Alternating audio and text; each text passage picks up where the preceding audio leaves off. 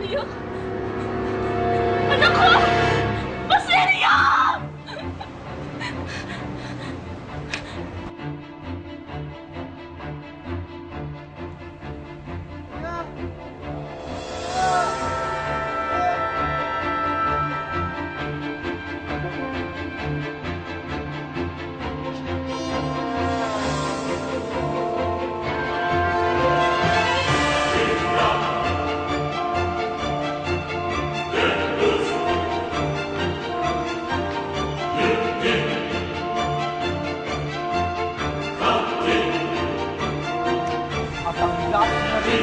Na bang kayang papatay sa kanya? Madali lamang.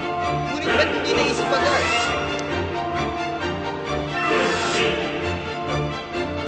Ito't kayo pumili ng mga alahas na babagay sa inyo.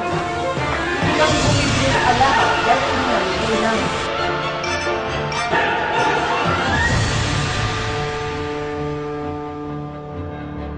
Kung tubig lang ang iniinom ni Padre Camora, ay wala siguro silang chismis sa mga Ang matabang na tubig na nakamamatay ng apoy. At kapag tubig ay nagalit, iyon ay maaaring lumawak at maging dagat. Ang ibig kong paglalakbay ay sa pamamagitan ng tren. Hindi magtatagal at ang buong kapuluan ay malalatagan ng daang bakal. Kailan pa? Kung matanda na ako?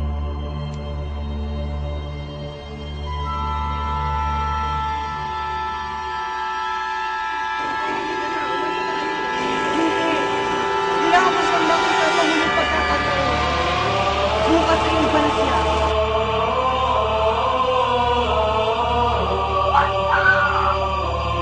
Kung marami ang mag-aalaga ng ticket, at di marami din ako titinda ng balon. Nakapandidiri! Bakit po? Bakit? Hindi ako nagaling.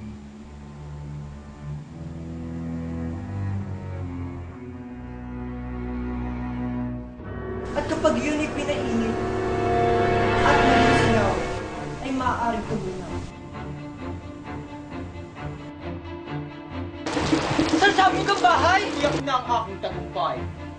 Ang hindi sasama sa ibang sikat ay tinuturing nating kaaway.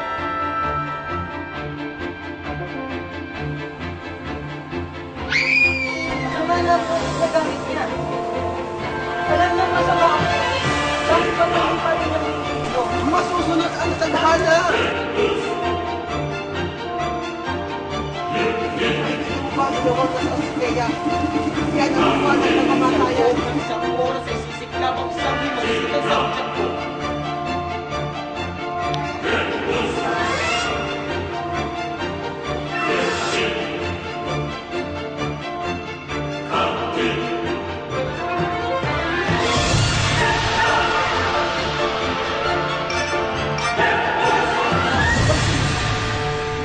Wala na.